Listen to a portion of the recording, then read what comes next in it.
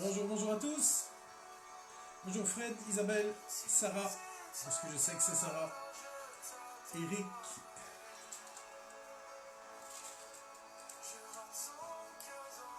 Voilà, on va attendre un petit peu pour que tout le monde puisse nous rejoindre. Bonjour Rosanna.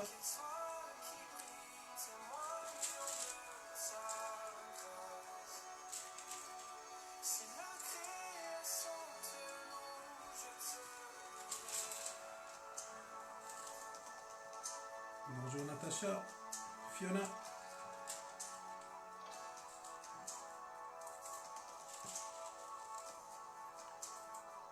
Ah, ça me fait plaisir que vous soyez là. Bon, vous me voyez, mais moi, j'ai pas la chance de vous voir. Voilà, mais ça va venir, ça va venir. Encore un peu de patience. On va pouvoir se revoir tous ensemble. Bonjour Pino. Bonjour Tatiana. Bonjour Lina. Mary.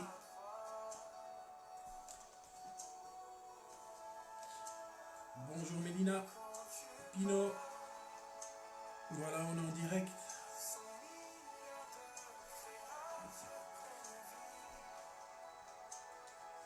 Encore une minute ou deux. Bonjour Maria.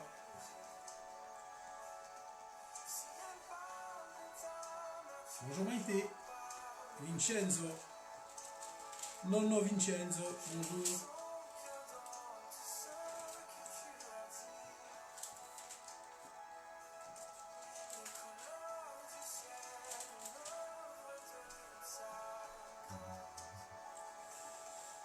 Bonjour Alfonso.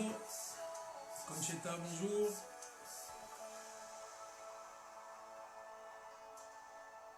Valmy, bonjour Valmy.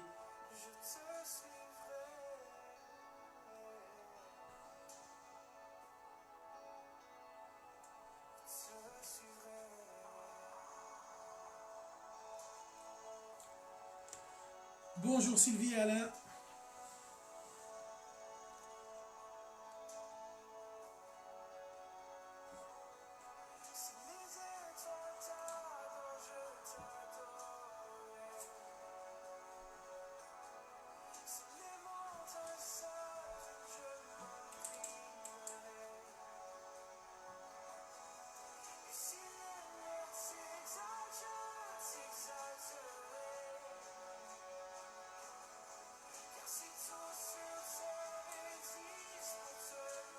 Bonjour Alfonso et Francesca. Bonjour Rudy. Voilà, on va pouvoir commencer.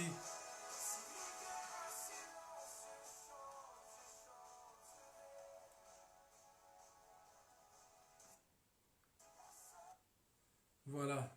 Donc on est en direct. Pardon. On est en direct. Donc n'hésitez pas à faire un petit coucou, un petit commentaire. Suivez. Mettez vos petites réflexions. N'hésitez pas. On est entre nous, on partage la parole. Et on va rentrer tout de suite dans le vif du sujet concernant notre petite série sur le fondement de la foi. Donc le fondement de la foi. Donc nous avions vu ensemble la nouvelle naissance. Je vais faire encore un petit récapitulatif, pas très long, des quatre réunions précédentes que nous avons faites ensemble. Alors, le fondement de la foi, nous avions parlé ensemble de Nicodème. Alors nous avions lu Jean 3, de 1 à 13. Nous avions vu ensemble l'exemple de Nicodème, qui était un docteur de la loi. Et nous avions vu qu'il ne suffisait pas simplement de connaître la Bible, ou voire même de l'enseigner pour être sauvé. Donc cela ne signifie rien. Nous pouvons connaître la Bible sur le bout des doigts, nous pouvons l'enseigner aux autres, sans pour autant être sauvés. La clé pour être sauvé est la nouvelle naissance. Il faut naître de nouveau. C'est-à-dire abandonner sa vie passée, abandonner ses mauvaises habitudes, abandonner son péché pour pouvoir vivre selon la parole de Dieu. Passer de l'homme terrestre à l'homme spirituel. C'est ce que nous avions vu lors de la première réunion. Donc si pour les personnes qui n'ont pas vu cette réunion, qui n'ont pas participé, vous pouvez aller revoir sur notre page Facebook, sur notre chaîne YouTube de l'Assemblée chrétienne de Fontaine-l'Évêque ACFE Renaissance. Donc la deuxième réunion, nous avions parlé de la conviction de péché. Donc nous avions vu dans Romains 3, 23, donc Romains 3, 23 qui nous disait « Car tous ont péché et sont privés de la gloire de Dieu. » Tous ont péché, sont privés de la gloire de Dieu.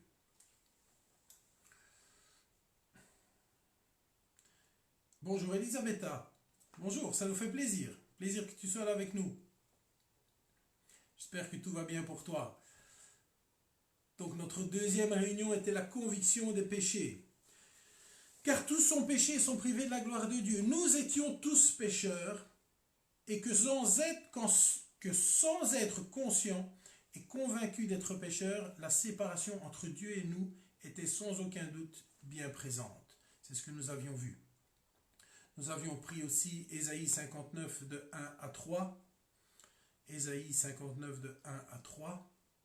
Je vais un peu plus vite parce que nous avons déjà vu tout ça. Donc là, Ésaïe 59 de 1 à 3 nous disait « Non, la main de l'Éternel n'est pas trop courte pour sauver, ni son oreille trop dure pour entendre, mais ce sont vos crimes qui mettent une séparation entre vous et votre Dieu. Ce sont vos péchés qui vous cachent sa face et l'empêchent de vous écouter. Car vos mains sont souillées de sang et vos doigts de crime. Vos lèvres profèrent le mensonge, votre langue fait entendre l'iniquité. » Donc on s'était posé la question et on s'était dit, mais pourquoi Dieu n'entend pas quand on le prie? Pourquoi Dieu ne répond pas à nos prières? Donc forcément, première chose, c'est tout d'abord savoir si c'est dans la volonté de Dieu. Et si on n'a pas une relation avec Dieu, on ne peut pas le dire si c'est la volonté de Dieu. Donc, et nous avions vu deuxièmement que notre comportement allait empêcher Dieu d'agir dans nos vies. Notre troisième réunion portait sur la repentance. Et là, nous avions vu ensemble l'histoire de Jean-Baptiste dans Matthieu 3, versets 1 à 17. Matthieu 3, versets 1 à 17.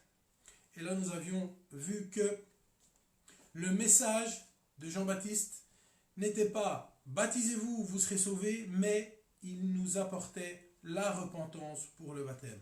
Donc la repentance. Le message de Jean-Baptiste était la repentance. Nous avions fait aussi la différence entre Judas et Pierre, qui avaient tous les deux péché contre Jésus, mais que Judas avait eu des remords, et il s'était pendu, et que Pierre avait regretté son acte, et il avait mis tout en œuvre pour que le fruit de sa repentance soit bien existant. Et on connaît l'histoire de Pierre et ce qu'il a fait par la suite. Notre quatrième réunion, la réunion de la semaine dernière, nous avions vu lors de cette réunion qu'il était indispensable de confesser ses péchés. Il était indispensable de pouvoir confesser ses péchés. Non pas à un homme, mais à Dieu. Nous avions vu que confesser signifiait se mettre d'accord, dire la même chose. Et là, nous avions pris ensemble Psaume 32, 5. Le Psaume 32, 5. « Je t'ai fait connaître mon péché, je n'ai pas caché mon iniquité. J'ai dit, j'avouerai mes transgressions à l'Éternel, et tu as effacé la peine de mon péché. » Donc nous avions vu ensemble qu'il fallait, lors de cette dernière réunion, qu'il fallait pouvoir confesser ses péchés à Dieu, mais aussi aux personnes, si nous avions été ou si nous avions fait quelque chose de contraire par rapport à eux. C'était le seul moyen pour que Dieu puisse nous pardonner nos péchés. David disait, je t'ai fait connaître mon péché, je n'ai pas caché mon iniquité, j'ai dit, j'avouerai mes transgressions à l'Éternel, et tu as effacé la peine de mon péché. Donc en quelque sorte, confesser un péché, c'est se mettre d'accord avec Dieu et dire la même chose que lui. Et lorsque nous avons lu Psaume 32, 5, nous avons la certitude que lorsque nous confessons nos transgressions à Dieu, il les efface. C'est pour nous et pour toute personne qui le croit un encouragement et un espoir pour notre futur. La réunion d'aujourd'hui, le petit partage d'aujourd'hui, c'est recevoir Jésus. Donc nous avions vu que pour naître de nouveau, pour pouvoir se dire chrétien authentique, nous avions différentes phases à suivre. Pour arriver à la nouvelle naissance, c'était la conviction des péchés, la repentance, la confession des péchés, recevoir Jésus et la foi. Donc aujourd'hui, nous allons voir notre avant-dernière réunion de cette série qui est recevoir Jésus. Recevoir Jésus. Alors le but de la réunion ce matin est de comprendre que l'on devient enfant de Dieu le jour où l'on reçoit Jésus par une décision personnelle. Par une décision personnelle. Personne ne peut prendre cette décision à notre place. Personne ne peut prendre la décision à notre place. Recevoir Jésus dans nos vies est une décision personnelle. Ni parents, ni marraines, ni grands-parents, ni oncles, ni tantes, personne ne peut prendre cette décision à notre place. Donc nous avons vu, et nous avons vu ensemble que, tout d'abord, nous avons reconnu d'être pécheurs, nous nous sommes repentis, nous avons confessé notre péché à Dieu, et enfin que le problème de ce péché est réglé.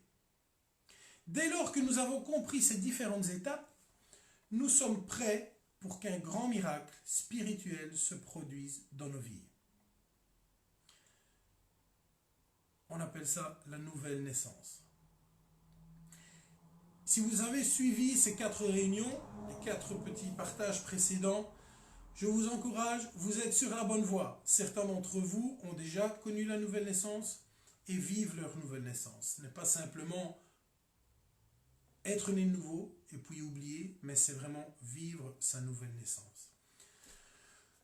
Donc je vous pose une petite question. Pouvez-vous me dire quelle est la religion qui est capable de nous sauver? On est en direct, j'attends votre réponse. Quelle est la religion qui est capable de nous sauver? C'est très précis.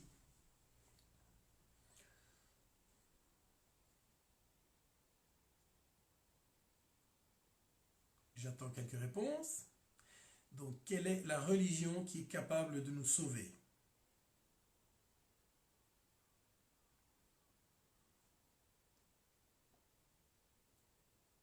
Voilà, j'ai des réponses qui arrivent.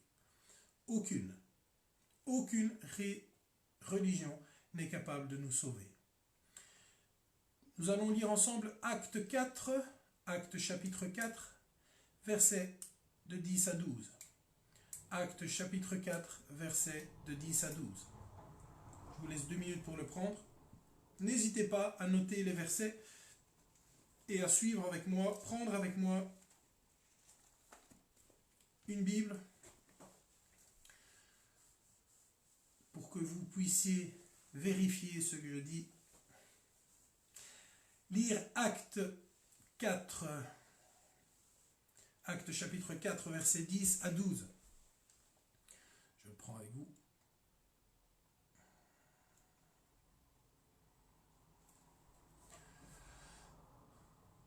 Sachez-le tous et que tout le peuple d'Israël le sache, c'est par le nom de Jésus-Christ de Nazareth que vous avez été crucifiés et que Dieu a ressuscité des morts. C'est par lui que cet homme se présente en pleine santé devant vous. Jésus est la pierre rejetée par vous qui bâtissez et qui est devenue la principale de l'angle. Il n'y a de salut en aucun autre, car il n'y a sous le ciel aucun autre nom qui ait été donné parmi les hommes par lequel nous devions être sauvés. Ce passage biblique est clair, très clair. Il n'y a qu'un seul moyen d'être sauvé, par un seul nom qui est celui de Jésus. Il est le seul à pouvoir donner le salut. Le seul à pouvoir donner le salut. Le verset 12 nous dit, il n'y a de salut en aucun autre. Il n'y a de salut en aucun autre, car il n'y a sous le ciel aucun autre nom qui ait été donné parmi les hommes par lequel nous devions être sauvés. Donc, aucune personne sous le ciel ne peut nous apporter le salut, ne peut nous permettre d'être sauvés. Si, comme la Bible dit, il n'y a qu'un seul nom pour recevoir le salut et le pardon des péchés, qu'il n'y a qu'un seul intermédiaire, comme nous l'avons vu dans nos dernières réunions, qui est le nom de Jésus, il est donc inutile de se tourner vers les saints. Il est dit, il n'y a de salut en aucun autre, car il n'y a sous le ciel aucun autre nom qui ait été donné parmi les hommes par lequel nous devions être sauvés. Donc cela veut dire qu'il faut aller directement à Jésus. Donc nous n'avons pas besoin d'intermédiaire, je me répète. Malheureusement, nous avons suivi et été enseignés par nos parents, nos grands-parents, et nous faisons comme on nous a appris, sans lire la parole, sans écouter les conseils, sans prendre conscience des actes que nous faisons. Donc on nous a dit, ok, tu prieras un certain saint pour qu'il puisse intercéder à Dieu. Et là nous voyons que la Bible nous dit tout à fait le contraire. Il n'y a de salut en aucun autre, car il n'y a sous le ciel aucun autre nom. Donc sur terre, il n'y a aucun autre nom qui ait été donné parmi les hommes par lequel nous devions être sauvés. Il faut aller directement à Jésus. Directement à Jésus. Je vais vous raconter une petite histoire. C'est l'histoire de deux filles qui sont à l'internat, deux étudiantes. Elles sont à l'internat et voilà que un soir, une des deux ne se sent pas très bien. Et voilà que cette fille dit à son ami, écoute, fais quelque chose pour moi, je ne me sens pas bien, j'ai de la température, je ne suis pas bien. Téléphone au médecin pour qu'il puisse venir pour voir un peu ce que j'ai. Et voilà que la fille prend son téléphone, commence à rechercher. Elle dit, écoute, je vais téléphoner au secrétariat de l'école. La fille se pose la question, elle se dit, mais non, pourquoi tu téléphones au secrétariat de l'école? Je ne suis pas bien. Bon, ne trouve pas le numéro du secrétariat. Elle cherche le numéro de la maman de la fille. Téléphone à la maman de la fille et lui dit, ben, voilà, votre fille n'est pas bien, madame, qu'est-ce que nous pouvons faire? Ben, téléphone au médecin, qu'elle lui dit, la maman. La fille reprend son téléphone, recherche dans le répertoire de son ami et elle trouve le numéro de son petit ami. Elle téléphone à son petit ami. Pas de réponse du petit ami. Agacée, la fille sur le lit, la fille malade, dit à son ami, mais je t'ai dit de téléphoner au médecin, parce que lui seul peut me guérir. La fille prit le téléphone, elle téléphone au médecin, elle explique la situation, elle demande au médecin de venir, le médecin vient, ausculte, écoute le malade et le guérit. Vous allez vous dire, ben, qu'est-ce que c'est de ça pour une histoire? Qu'est-ce que c'est de ça pour une histoire? Eh bien, c'est un peu l'homme naturel. On a quelque chose qui ne va pas bien et on cherche à gauche, à droite. On sait qu'il y a un moyen pour être guéri, mais on va chercher toutes sortes de choses, toutes sortes d'intermédiaires pour pouvoir aller au médecin. Donc, lorsque nous avons quelque chose, lorsque nous devons demander quelque chose à Dieu, adressons-nous directement à lui. Et c'est ce que nous venons de lire ensemble. Il n'y a de salut en aucun autre nom, car il n'y a sous le ciel aucun autre nom qui ait été donné parmi les hommes pour lequel nous devions être sauvés. Il n'y a pas d'autre moyen. Lorsque je suis malade de corps, je m'adresse au médecin. Je ne m'adresse pas au voisin. Je ne m'adresse pas à l'enfant. Je ne m'adresse pas à l'épouse du médecin. Je m'adresse au médecin. Quand je dois naître de nouveau, quand j'ai besoin de Dieu, je ne m'adresse pas à d'autres personnes que Dieu. Il n'y a qu'un seul moyen d'être sauvé, c'est le nom de Jésus. Il faut aller directement à Jésus. Directement à Dieu. C'est encore plus simple de le comprendre, de comprendre la chose lorsque l'on connaît la signification du nom de Jésus. Qui peut me dire ce que signifie Jésus? On est en direct, j'attends votre réponse. Que signifie Jésus? Quelle est la signification du mot Jésus?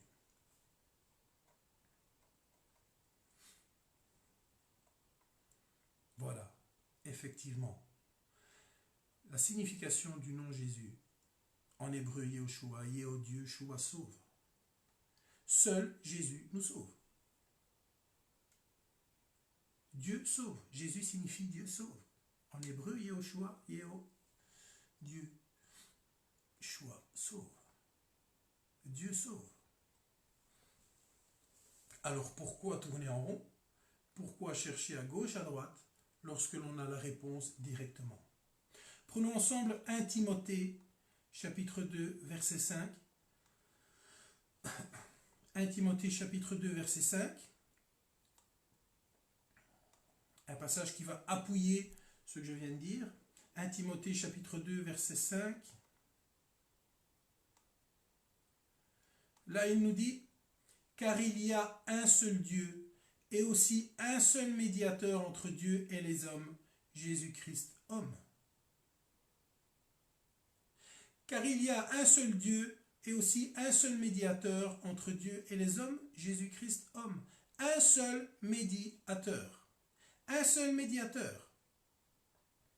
Si nous, je vous rappelle la définition de médiateur. Médiateur, c'est une personne ou une puissance qui s'entremet pour faciliter un accord. Ou une personne qui s'entremet pour résoudre un conflit, faciliter un accord. Donc allez voir dans le dictionnaire ce que veut dire médiateur et vous allez comprendre que seul Jésus est l'intermédiaire entre nous et Dieu. Il n'y a qu'un seul médiateur entre Dieu et nous. C'est Jésus. Parce qu'il a donné sa vie en rançon pour nous. Cela, aucun saint ne l'a fait.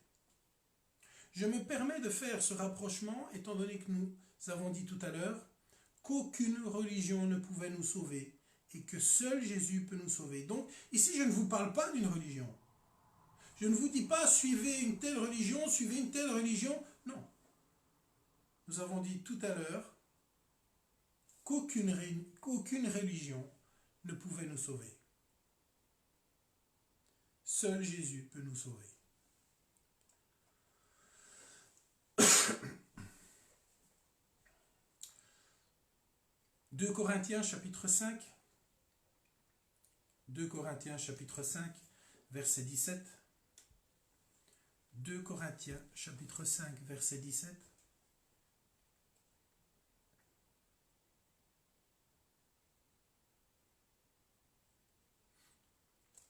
Donc 2 Corinthiens chapitre 5, verset 17. Si quelqu'un est en Christ, il est une nouvelle créature. Les choses anciennes sont passées. Voici, toutes choses sont devenues nouvelles. Si quelqu'un est en Christ, il est une nouvelle créature. Les choses anciennes sont passées. Voici, toutes choses sont devenues nouvelles. La nouvelle naissance. Si nous naissons de nouveau, si quelqu'un est en Christ, il est une nouvelle créature. Les choses anciennes sont passées. Voici, toutes ces choses sont devenues nouvelles. Donc, nous avons hérité de nos parents notre nature de pécheur. Nous l'avons vu dans les autres partages, dans les 4 autres réunions. Nous en avons déjà parlé. Nous avons hérité de nos parents notre nature de pécheur. Nous avons hérité de nos parents certaines maladies héréditaires. Mais en recevant Jésus, après nous être repentis, nous devenons des personnes nouvelles, des nouvelles créatures. Et posons-nous cette question. Quand devenons-nous enfants de Dieu? Quand devenons-nous enfants de Dieu?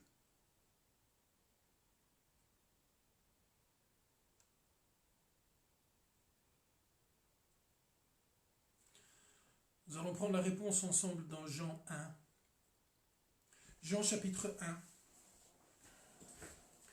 Jean chapitre 1, versets de 12 à 13. Jean chapitre 1, versets de 12 à 13.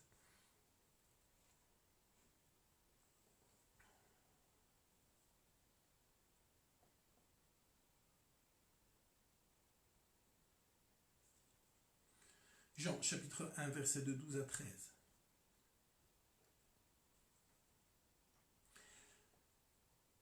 Il nous dit, mais à tous ceux qui l'ont reçu, à ceux qui croient en son nom, elle a donné le pouvoir de devenir enfants de Dieu, lesquels sont nés non du sang, ni de la volonté de la chair, ni de la volonté de l'homme, mais de Dieu.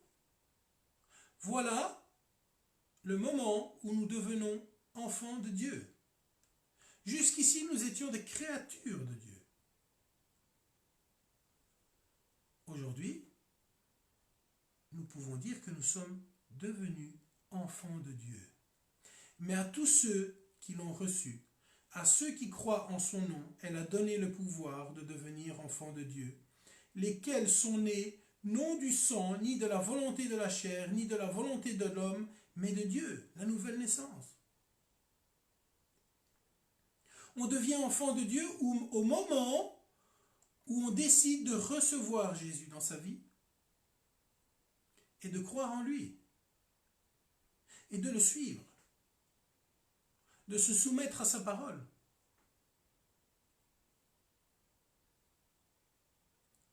Lorsque l'on est de nouveau, nous pouvons donc affirmer que nous sommes enfants de Dieu. Le verset 13 nous dit, lesquels sont nés non du sang, ni de la volonté de la chair, ni de la volonté de l'homme, mais de Dieu. Donc,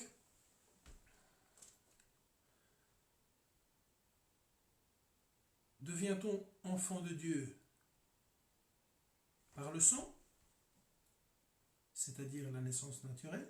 En d'autres mots, est-ce que je suis enfant de Dieu lorsque je nais? Non. Est-ce que je deviens enfant de Dieu par la volonté de la chair, c'est-à-dire par nos parents qui, par exemple, nous ont baptisés quand nous étions enfants? Est-ce que je deviens enfant de Dieu à ce moment-là? Non.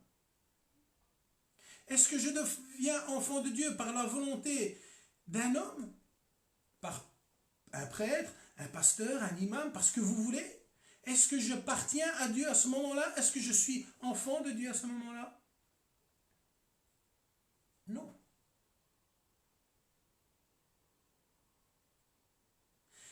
Pour naître de nouveau et devenir enfant de Dieu, il faut un miracle de Dieu qui se produit quand on reçoit Jésus dans sa vie et que l'on croit en lui et qu'on le suit.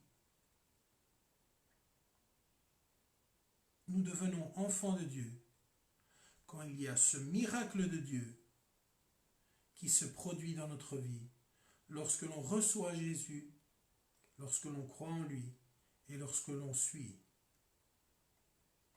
Il faut bien faire la différence entre être une créature de Dieu et être un enfant de Dieu. Nous sommes tous des créatures de Dieu. Dieu a créé le monde. Donc nous sommes tous ces créatures. Tous les hommes sur terre sont les créatures de Dieu. Être un enfant de Dieu, C'est ce qu'est le vrai chrétien qui est né de nouveau. Le vrai chrétien qui est né de nouveau. Vous savez, dans la religion, on a confessé et reconfessé ses péchés sans amélioration. Et on voit que on a beau confesser nos péchés à n'importe qui, un pasteur, un prêtre, etc., ce que vous voulez, qui vous voulez, il n'y a pas d'amélioration. Et on retombe toujours dans nos travers. Pourquoi? Pourquoi est-ce que l'on retombe dans nos travers? Eh bien parce que jamais notre nature de pécheur n'a été changée. Et c'est là le but. Changer cette nature de pécheur. C'est naître de nouveau. Changer de nature. Ne plus devenir créature, ne plus être créature, pardon, mais devenir enfant de Dieu. Suivre sa parole. Naître de nouveau. La nouvelle naissance n'est pas une amélioration de la vie. Ce n'est pas une amélioration de la vie, mais une mort à la vie ancienne pour recevoir la vie de Jésus en soi. Une mort de la vie ancienne pour recevoir la vie de Jésus en soi. C'est ça la nouvelle naissance. Dites-moi un peu, Jésus serait-il mort si nous avions été capables de changer par nous-mêmes? Aurait-il accepté toutes ces souffrances sur la croix si nous avions été capables de changer par nous-mêmes? Non. Il aurait simplement suffi qu'il nous enseigne une bonne morale alors. Au lieu d'aller sur la croix, il nous aurait enseigné une bonne morale et nous aurions pu dire, ok, on est sauvés.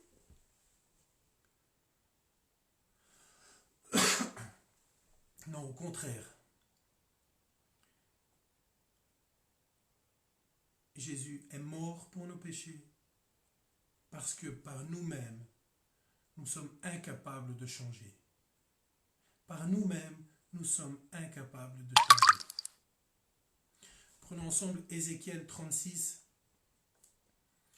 Ézéchiel chapitre 36, versets 25 à 27. Ézéchiel 36, versets 25 à 27.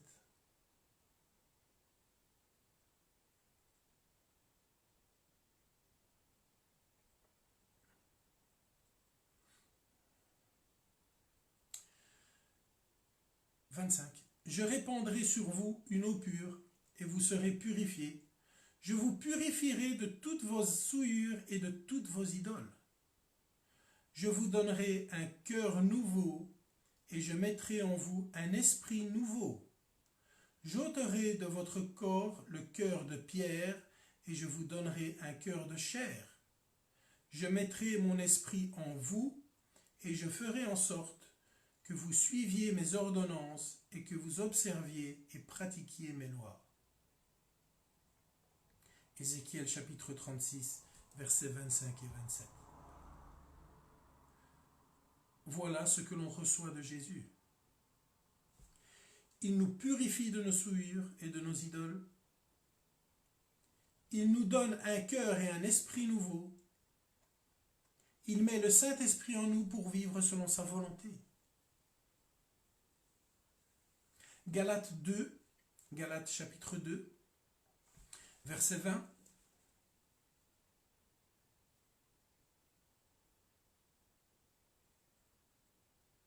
Galates 2, verset 20, Galates chapitre 2, verset 20. J'ai été crucifié avec Christ, c'est Paul aux Galates, j'ai été crucifié avec Christ, et si je vis, ce n'est plus moi qui vis, c'est Christ qui vit en moi. Si je vis maintenant dans la chair, je vis dans la foi au Fils de Dieu qui m'a aimé et qui s'est livré lui-même pour moi.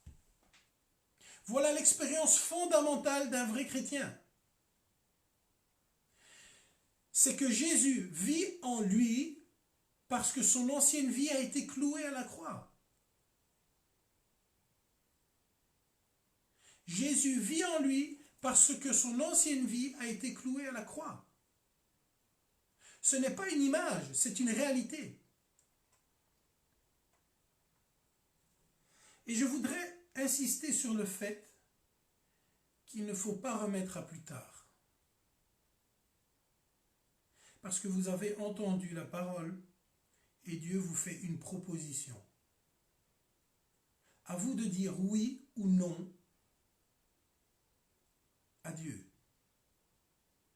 Personne ne peut vous obliger ou vous forcer la main. Personne ne peut vous obliger ou vous forcer la main à croire en Dieu. Apocalypse 3, verset 20. Et je vais terminer. Apocalypse 3, verset 20. Voici, je me tiens à la porte et je frappe. Si quelqu'un entend ma voix et ouvre la porte, j'entrerai chez lui. Je souperai avec lui et lui avec moi. Apocalypse chapitre 3 verset 20. Voici, je me tiens à la porte et je frappe. Si quelqu'un entend ma voix et ouvre la porte, j'entrerai chez lui, je souperai avec lui et lui avec moi.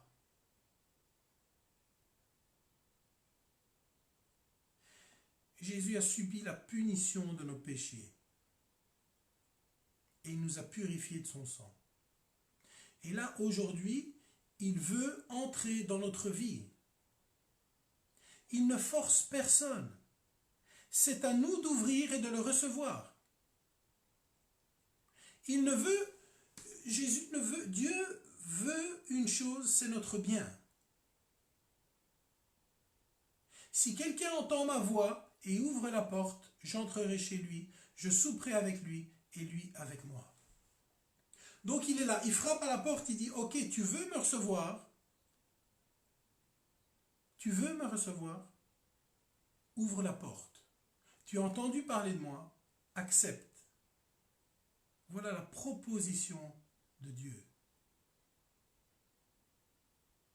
Ce n'est pas une obligation. Il se met devant, il frappe à la porte, et nous sommes libres d'ouvrir la porte ou de ne pas ouvrir la porte. J'espère que chacun d'entre vous a ouvert cette porte, ou est sur le point d'ouvrir cette porte. Soyez conscients que votre décision d'ouvrir ou de fermer la porte, ou pour ceux qui ont ouvert la porte et ont décidé de la refermer, cette décision va être la plus grosse influence sur votre vie future. Je m'arrête ici. On termine avec quelques petites questions, comme toujours. Voilà. Donc, je vais vous poser quelques petites questions. Je vous laisse à chaque fois 30 secondes, même pas, 30 secondes pour répondre. Donc, soyez vraiment attentifs. On va voir les bonnes réponses. Première question. Quand devenons-nous enfants de Dieu? Quand devenons-nous enfants de Dieu? Quand devenons-nous enfants de Dieu? Dès que j'ai une réponse, je donne la réponse. Une bonne réponse. Quand devenons-nous enfants de Dieu?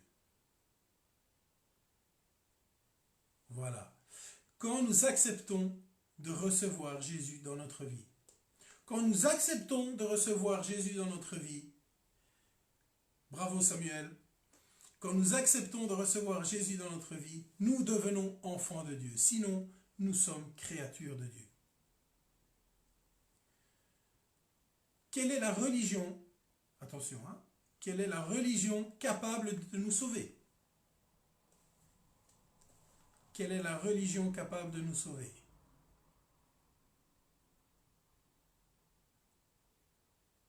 Aucune. Bravo. Aucune. Seul Jésus peut nous sauver. Aucune religion peut le faire. Aucune personne peut le faire. Aucune personne peut faire la chose à notre place. Seul Jésus-Christ peut le faire.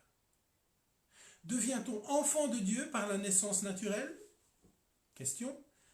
Est-ce que nous devenons enfants de Dieu par la naissance naturelle?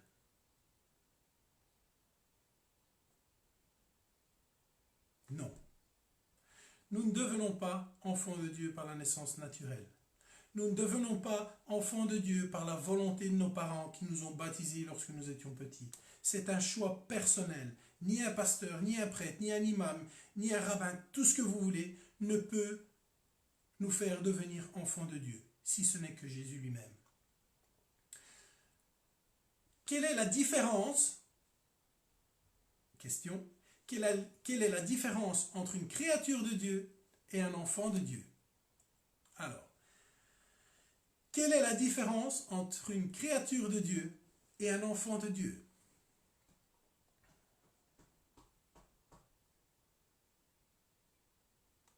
J'attends une bonne réponse. La différence entre une créature de Dieu et un enfant de Dieu. Quelle est la différence entre une créature de Dieu et un enfant de Dieu? Voilà, super. Une créature de Dieu, c'est tous les hommes. Tous les hommes sont des créatures de Dieu. Hommes, femmes, n'importe qui, n'importe quelle nationalité. Nous sommes tous créatures de Dieu. Et nous devenons enfants de Dieu lorsque nous sommes chrétiens nés de nouveau. Chrétien, ce n'est pas une religion. Lorsque nous sommes chrétiens nés de nouveau. Alors là, nous sommes enfants de Dieu. Encore 2 questions. Et puis j'arrête totalement. 2 questions. Que fait Jésus quand on le reçoit? Que fait Jésus quand on le reçoit?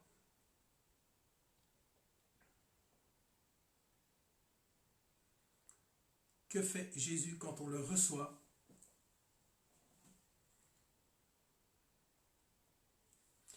Eh bien, tout d'abord, voilà, super. Il nous purifie de nos souillures et de nos idoles. Il nous donne un cœur et un esprit nouveau. Il met le Saint-Esprit en nous pour vivre selon sa volonté.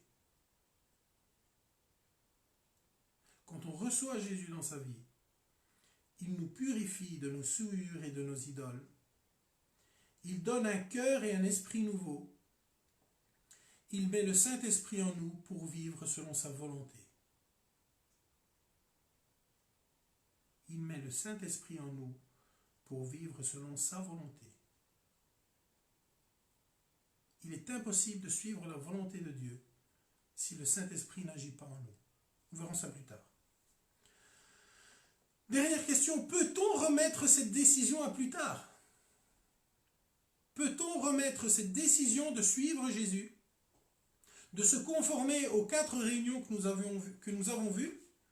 Peut-on remettre cette décision à plus tard? Non. Parce qu'il n'y a qu'avec Jésus que nous pouvons être sauvés. Apocalypse 3:20. Nous ne pouvons pas mettre cette décision à plus tard. Alors, je ne veux pas vous faire peur. Mais aujourd'hui, Dieu frappe à une porte. Et il dit, si tu entends ma voix, si tu ouvres la porte, je rentre chez toi, je mange avec toi, et toi avec moi. Alors, vous savez, on parle souvent de fin du monde, fin du monde, fin du monde. Beaucoup de croyants, avec tout ce qui se passe actuellement, donc nous sommes dans une période de confinement avec ce fameux virus qu'on vit tous, ce fameux Covid-19, et on arrive et voilà, c'est la fin du monde, c'est la fin du monde, mais sachez une chose, les amis. C'est vrai qu'on se rapproche de la fin, effectivement, mais la fin du monde, c'est pas demain, croyez-moi bien. On va vivre encore beaucoup de choses, j'espère d'ailleurs. La fin du monde, pour chacun d'entre nous, est à un moment différent. Je m'explique. Que Dieu vous garde. Mais si tu meurs demain, est-ce que pour toi, ce n'est pas la fin du monde? Si tu meurs demain, est-ce que tu es prêt à aller rejoindre ton Dieu? C'est ça la question qu'il faut se poser. Et ne pas chercher de voir si c'est la fin du monde ou pas. Non, regardons-nous, posons-nous la question de savoir est-ce que j'ai ouvert la porte à Dieu dans ma vie? Est-ce que j'ai ouvert la porte à Dieu dans ma vie? Si je pars demain, si pour moi la fin du monde c'est demain ou dans 2 minutes ou maintenant, à l'instant même, est-ce que je suis prêt à rejoindre mon Dieu? Voilà la question que nous devons nous poser. Nous ne pouvons pas remettre cette décision à plus tard. C'est une décision que nous devons prendre maintenant.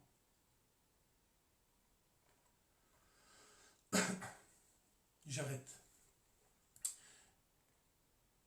Donc je vous invite la semaine prochaine à revenir. J'espère que ce sera la dernière fois que nous nous verrons en vidéo, que nous pourrons pour les prochaines fois nous revoir ensemble, que nous puissions avoir ce contact, cet échange, parce que là, il n'y a que moi qui parle. Je vous lis en même temps, hein. Je vous lis, donc c'est un peu compliqué parce que je parle et je vous lis.